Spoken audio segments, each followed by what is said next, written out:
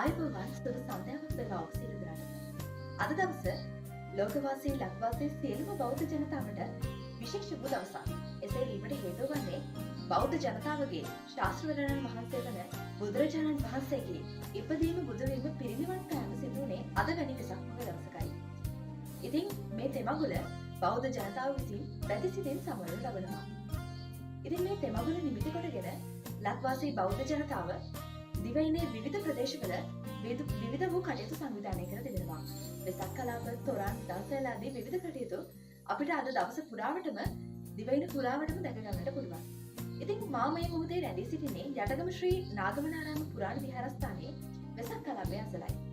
මේ වන විට වෙසක් කලාපයේ නැරඹීම සඳහා විශාල ජන සංඛ්‍යාවක් පැමිණ සිටිනවා.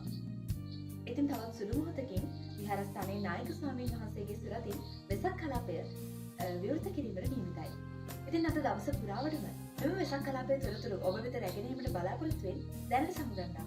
මම ශකිරායි ලැබෙන්න. ශ්‍රී නාගමනාරාම පුරාණ විහාරස්ථානයේ වෙසක් කලාපයේ සිට